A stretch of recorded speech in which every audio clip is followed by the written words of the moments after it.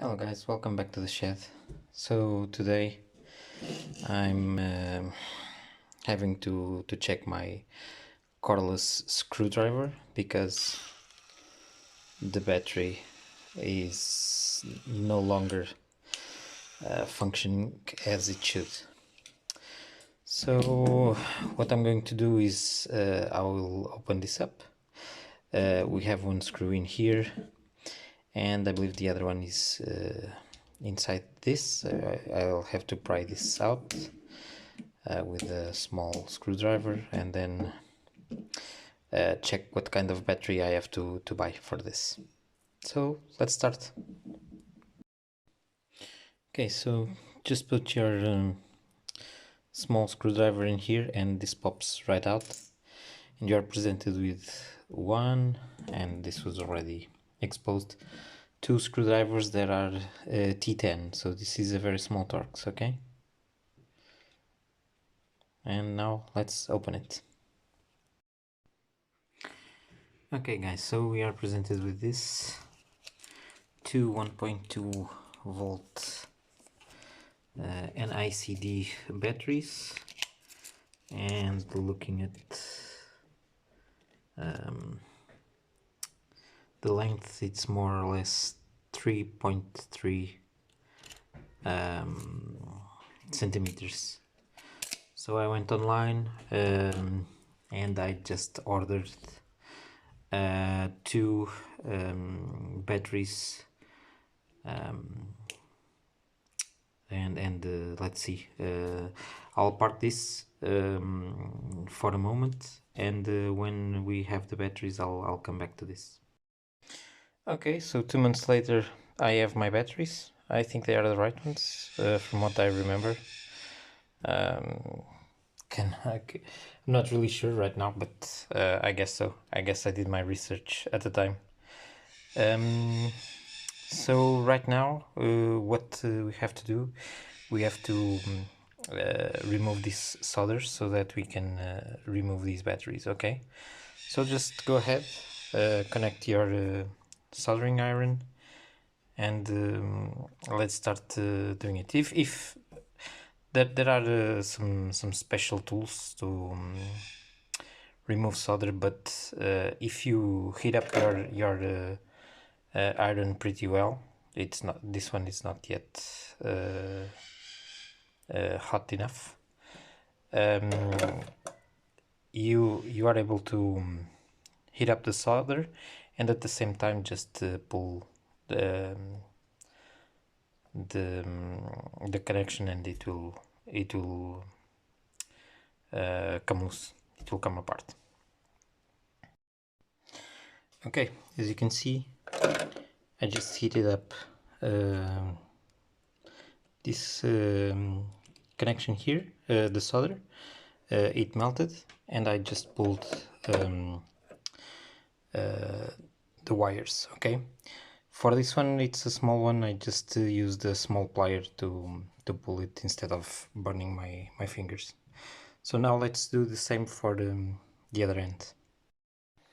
Okay, job done. Now let's move to the new batteries. Okay, so this is the first time I'm dealing with this kind of batteries. They seem to have a cover. What I'm going to do, the construction is a little bit different from this one. Okay, these ones are soldered in here. I won't do that because I don't want to mess with it. I will just connect the negative to the positive with a wire. Okay, in order to do that, I'm going to cut this with some kind of blade in order to expose the terminals a little bit better.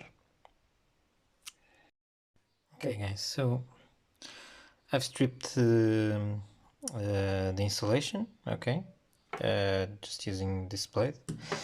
Now I just found a little bit of wire from it was from an ATX power supply, so it's more than enough to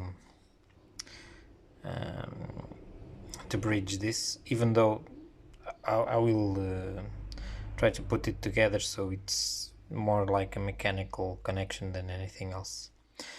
Okay, so I'll just put a little bit of flux in here, and then I'll just solder it. Okay, let's see how it goes. Okay, so this part is done. It's connected. Okay. I was under the assumption that I had some heat shrinking wrap, but I don't, so I will just put some not masking tape, but I'll put some tape around it. Okay, and let's continue. Okay, so now the first problem. Looking at these holes, they are huge, and two connectors were able to pass through here. These are a lot smaller, so only one connector goes through it. So I cannot have both of these connectors in it. What I'm going to do is I'm going to wrap the black connector around the blue one, and I will pass the blue one in that hole. Mechanically it won't be so strong, but it should work. Okay, another stupid mistake that I did is because this was constructed like this, and in the way that I soldered it, both the positive and the negative are pointing in the same direction. Okay, so I had originally this was downwards and this should be upwards. Okay, now I'm having to fight the wires a little bit. Okay, in this end it's also the same issue with the hole size and all of that, so I will just put this one through and I will solder this on top of it. Okay, a full job, but it is what it is. So let's try to find continuity to see if this is more or less working. Okay, so let's put in here our neutral or black connection, or whatever you want to call it, and where? Okay, in the yellow one. So yeah, so there's continuity for sure.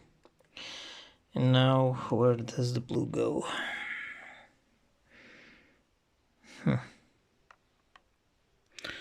Well, not really sure where the blue goes, but let's try to find it. Oh.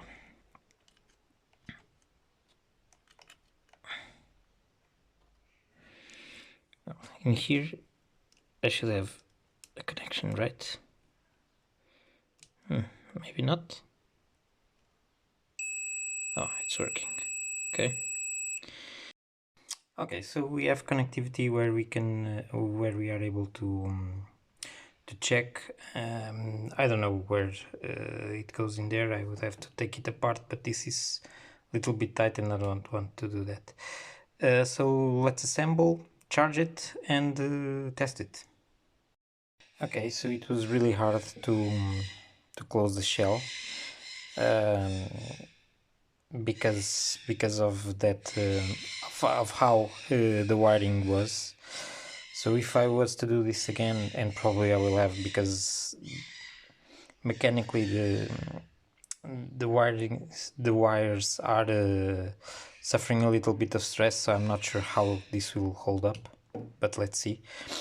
This is charging because as you can see, if I turn the light on, Okay, so it's working. So let's give it so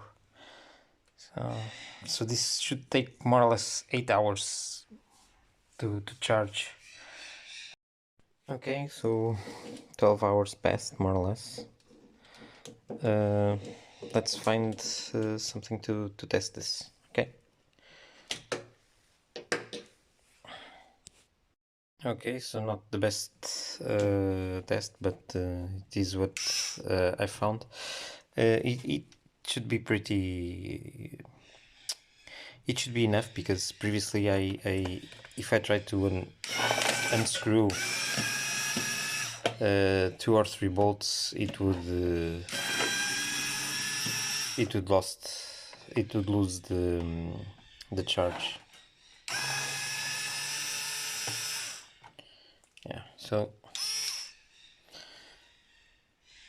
well, it's working for sure.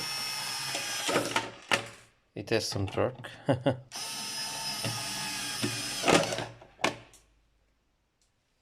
Okay, and now this one flown off. Oh, it's here.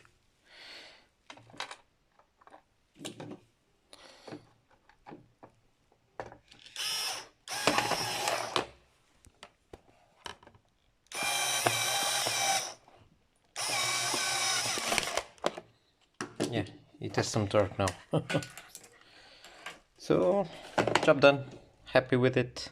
Well, I should keep doing this if I wanted to see how long the charge holds, but I already know that it's way better than it was. So for me, this is fine, and I don't want to strip the bolts. Okay, so thank you very much for watching.